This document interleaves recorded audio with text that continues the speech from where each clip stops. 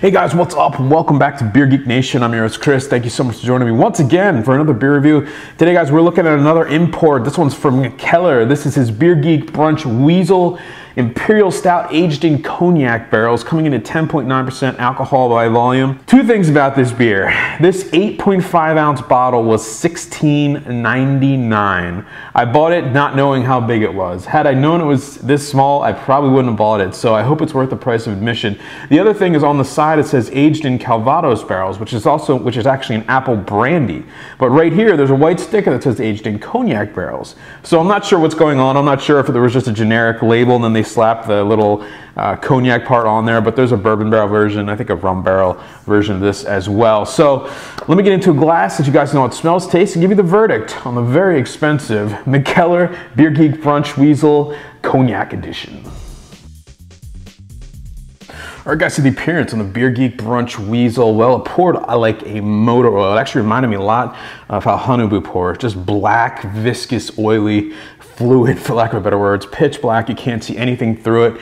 It's leaving this brown film on the side of the glass as it swirls in there. You can kind of get the head going back up. The head that is there was maybe a quarter of a finger of a really dark brown, tight bubbles, dissipated really quickly, lots of alcohol legs on this one. Yeah, it just looks like a really, really big Imperial Stout.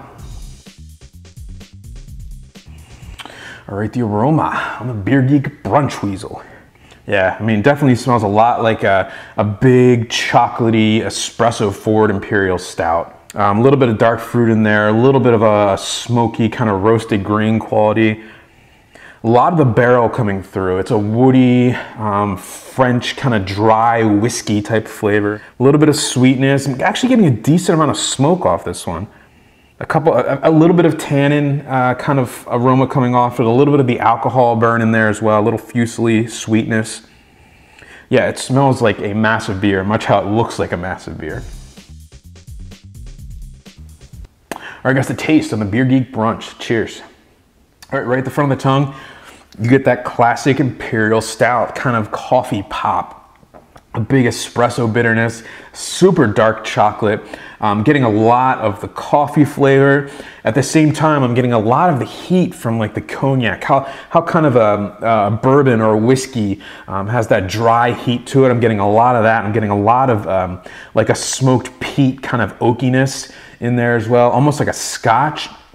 A little bit of sweetness in the middle of the mouth, the dark fruit, plums, raisins, blending with these really, really, really powerful dark chocolate and coffee notes. It's got a really kind of semi-sweet to dry finish on it. Aftertaste, definitely getting more of the sweetness in the actual aftertaste rather than the front of the tongue. Getting a lot of burn. Big viscous beer coats the mouth with that dry whiskey chocolate type of flavor. My one concern is I think the cognac and the cognac barrel are kind of overpowering the coffee a little bit. So with that said, it's an extremely massive tasting Imperial Stout. You get all that burn from almost 11%, but it's an interesting beer. All right guys, so the final verdict on the Mikkeller Beer Geek Brunch Weasel Cognac Edition, 10.9% alcohol by volume, available now. Guys, I'm gonna give this one a B-.